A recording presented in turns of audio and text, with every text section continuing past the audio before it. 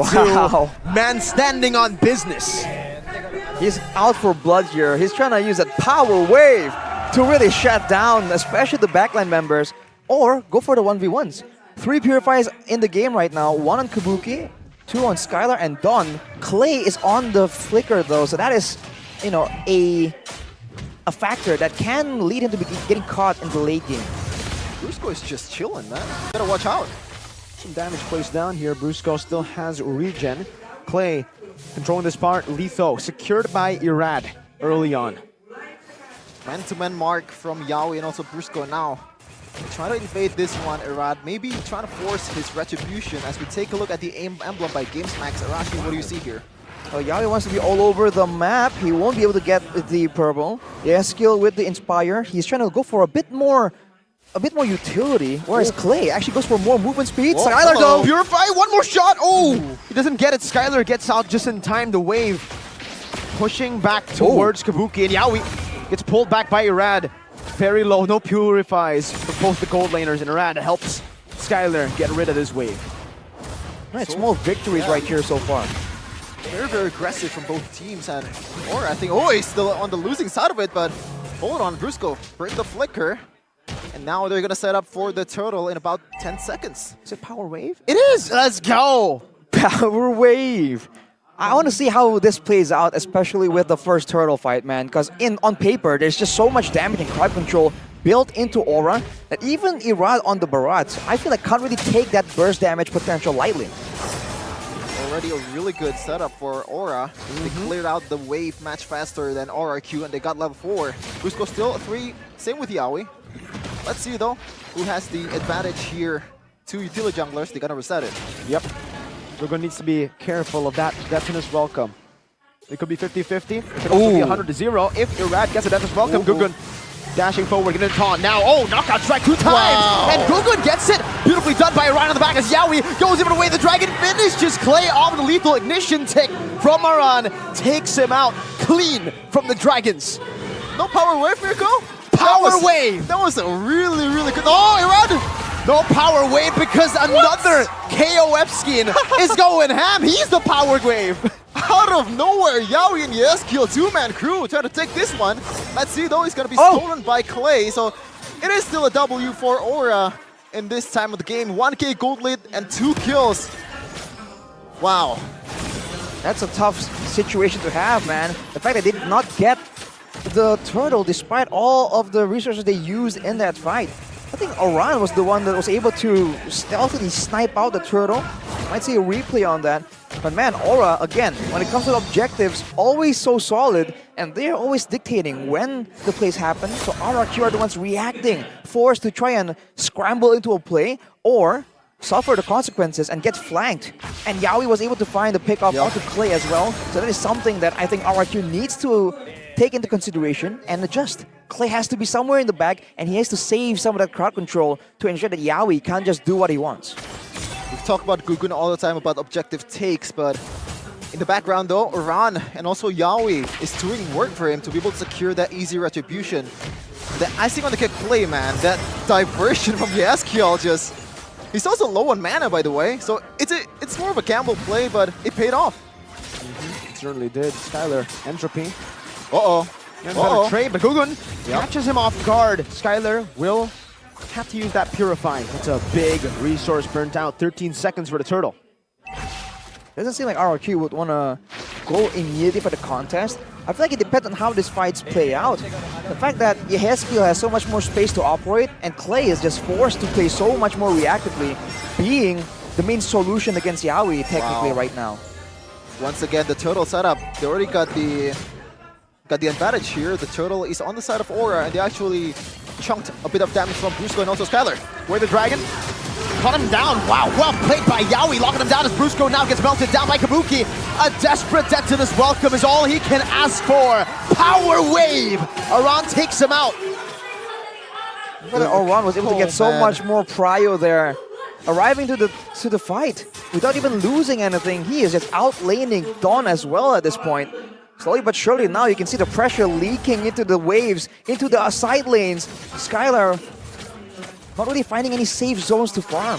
Arashi, first item Milfic Roar from Oran as he pops in a Fury Hammer. Skylar in the bottom lane, no Purify! Yawi gets him! The 2-time punch from Oran! Another power wave! Let me kick you and let me punch you, said Aran. Yawi and Aran has been the dynamic duo so far in this game, securing objectives, securing kills towards the DPS of RRQ. Big one here to snowball into the later part of the game. Skylar only standing on the feather of heaven, not nearly enough to be a real threat. Kabuki, 1,400 gold ahead though, with a corrosion sight. But what's important right now is Yehezkiel on the Enchanted Talisman, meaning he'll be spamming out those spells even more. There's going to be a lot more diversions for Yawi as well. That play was pretty disgusting. And Baited out. I mean, it's baited out, but Iran hasn't been able to dethrone us welcome in the past couple of turtle takes. So, is it a really disadvantage at this point? Yeah, and Irad, one of the frontliners of RRQ. Well, all these Aura Fire or Aura team Snowball are getting gold. It's gonna be harder for him to be more aggressive because he doesn't really have that CC to work with, and also getting kicked out by Yawi is like Yawi has an easy job to do it. The damage is there, the burst is there. Now how do you handle it in objective fight? Meanwhile, top lane though, wild charge. Possible trade here, but RQ don't go for it.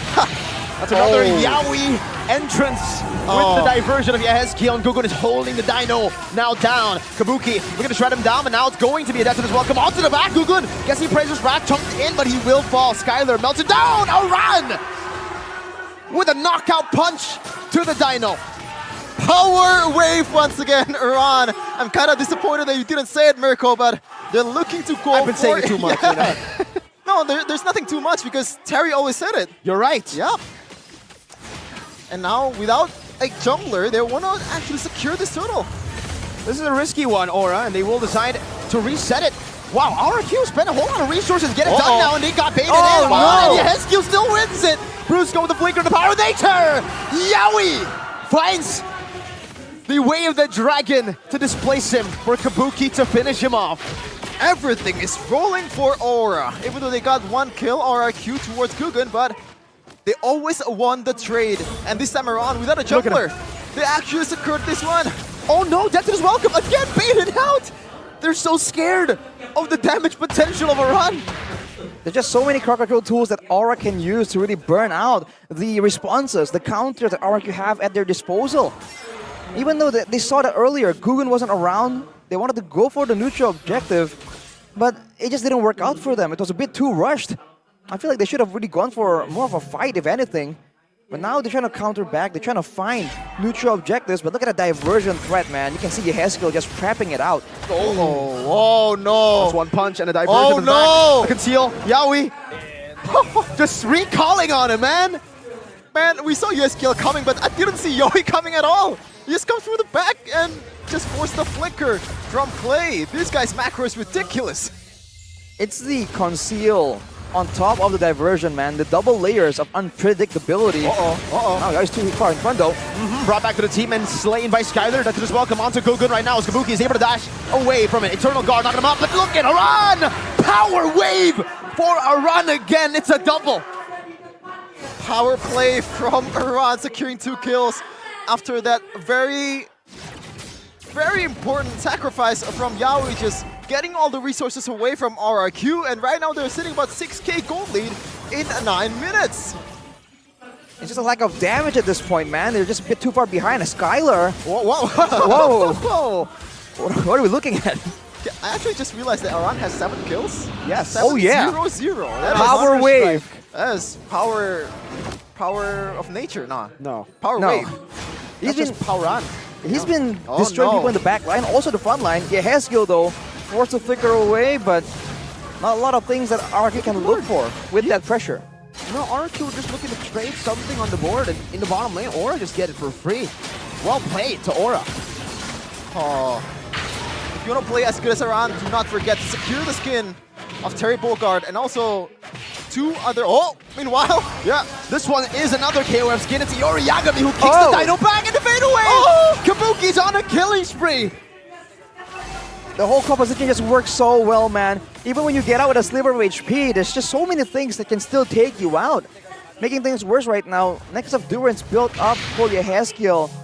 Wants to make sure that all the healing is curbed as much as possible. So if anyone gets kicked by the way of the dragon, it's over, man. There's no way you can survive long enough to be a relevant threat. And of course, look at Aran, man. Yeah, Already with the disgusting. sea halberd, the Malefic Roar, he is just... 3,000 gold ahead? He's deleting anyone, including the front lines from RRQ. Another Fury Nobody's Hammer. safe.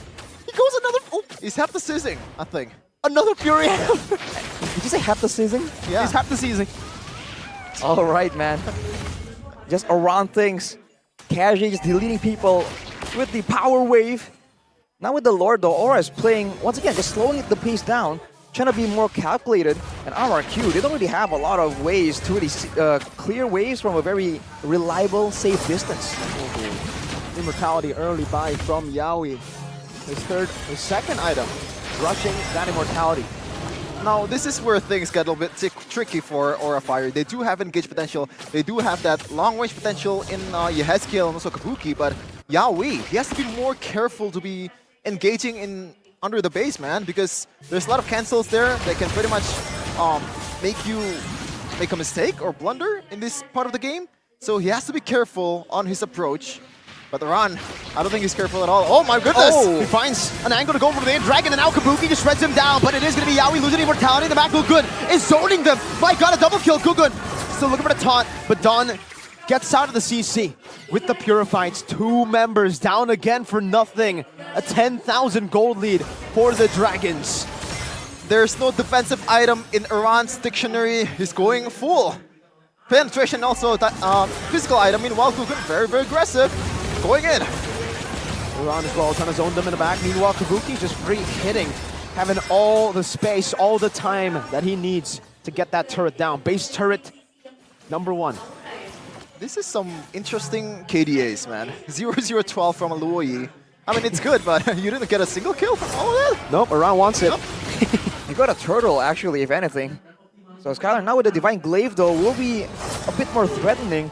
But the issue right here, I think, is Don. On the CC right here, he doesn't have the same kind of danger that he usually has because he's not really ahead, especially against Aran.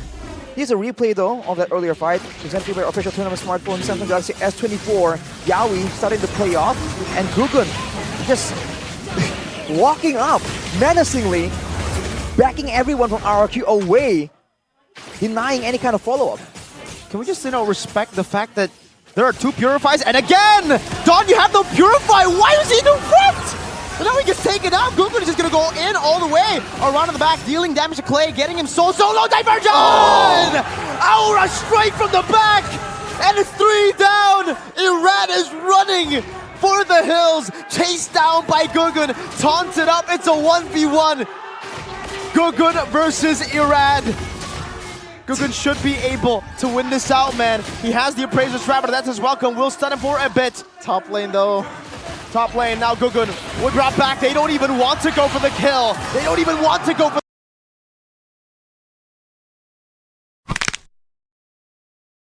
Wow, the 2 turrets taken by Bigatron, and now they're the ones trying to pressure, trying to equalize. onto Beloyski. It is not good for Beloy. He gets taken down by the burst damage of Iman. And with the Spawn Force pop, Marky will have to back away. This is why I said that I like the Rafaela better than Beloy, so it keeps Geek from guessing, is this the engage, or is this like another feint? And you do that often enough, and even Beloyski will get confused.